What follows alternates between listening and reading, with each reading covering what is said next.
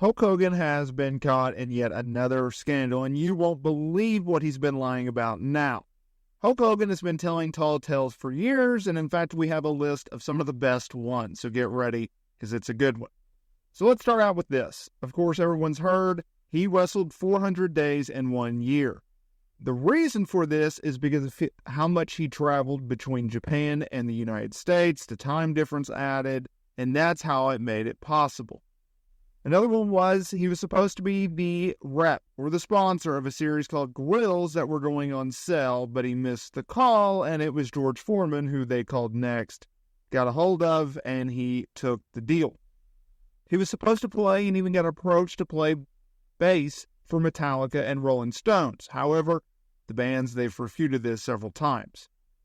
Hogan has alleged that the wrestler director offered him the lead role multiple times, but Hogan said he turned it down as he didn't deserve it. Ultimately, Mickey Rourke got that role and helped just take his Hollywood career back on top. He alleged that he was scouted out of high school by the Yankees and the Cincinnati Reds. Yeah, really? But he got an injury, and so that prevented his baseball career.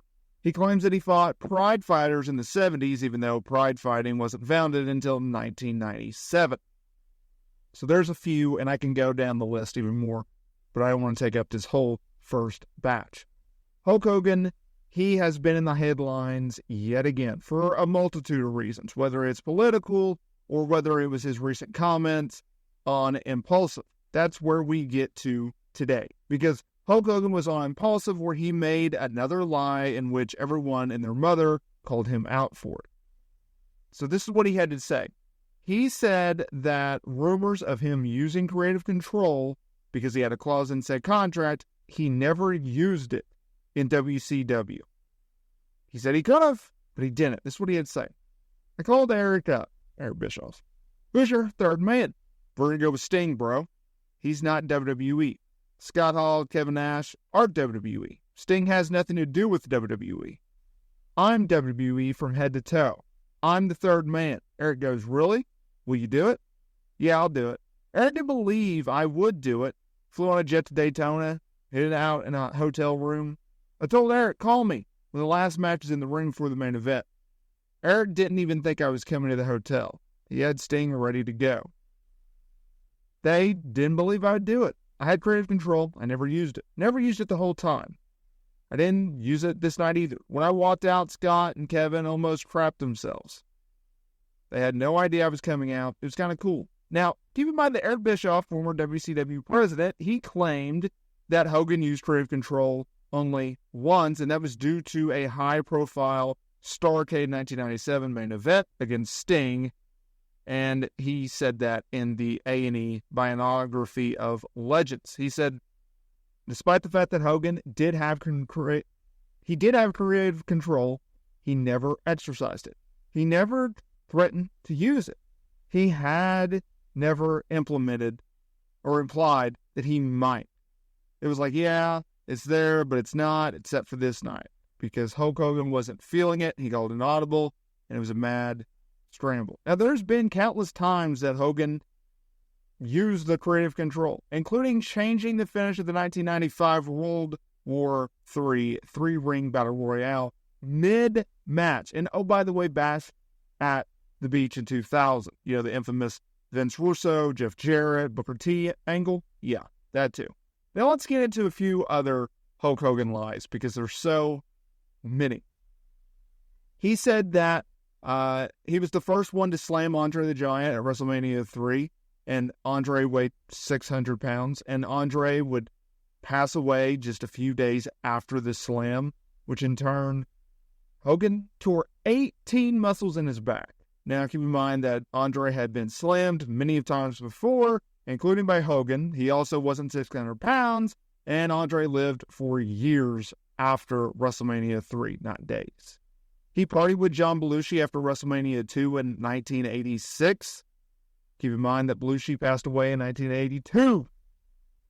Keeping up the lying about death, this was a really, really bad one. He claims that he was touched by a Make-A-Wish kid because this Make-A-Wish kid he wanted to see Hogan wrestle at SummerSlam 92.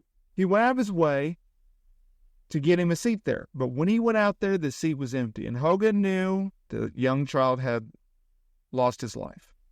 Touched by Hogan, he recorded a song about him with the line, "I guess there will be an empty seat when I wrestle at Wembley." Yeah, that's not good either. He wasn't on the card and wasn't at Wembley wrestling until it was for WCW years later. He claims that Mike Tyson was too scared to work with him at WCW and he had to cancel a program with him in WWE because Hogan lost a boxing match. Yeah. Or Tyson lost a boxing match. So there's various instances. There's a great thread on Reddit that you can go and read some of these. So look, yes, Hogan has been telling tall tales for a long time. I actually thought it was very impressive by Booker T. He came out on his Hall of Fame podcast and he talked about how he thinks either Hogan is just lying just to lie, or what is probably most likely happening is the fact that Hogan, he's older, he forgets things, and he probably should not be going out and making media appearances. And I actually agree with that. But Hogan, he's on a renaissance of promoting his real American beer. Obviously, he was at the RNC several weeks ago, speaking for the Republican Party. He's made his, political views very, very clear, which I don't understand. You're cutting your fan base in half when you do that. I don't understand that. But hey, it's Hogan, and Hogan's going to do what Hogan wants to do. And clearly Hulk Hogan wants to do that in today's age, right? He wants to be out and about and doing things and getting people talking about him and his brand and his beer and everything like that. And Hulk Hogan, he's a marketing machine when it comes to that regard, right? Whether it's him or Ric Flair, they know how to get people talking, and that's just something in which we kind of all have to deal with. So when he comes out and he says all this stuff and all these lies, it's like you just got to roll your eyes at the point of like, this guy clearly is just talking to talk, and there's not a lot of truth in what he has to say, and everything he does have to say, you can't necessarily take at face value or even to the point where you think he is telling the truth. Instead, you have to go to Google and start fact-checking every single thing he had to say. Another one that I loved was he discovered Kevin Owens before WWE did. And so he went to Vince and he's like, hey, you got to sign this guy. Yeah. He claimed that he and Antonio Inoki had a match in Japan where Hogan beat him up so bad that he died, but they brought him back to life via CPR after the match. Yeah.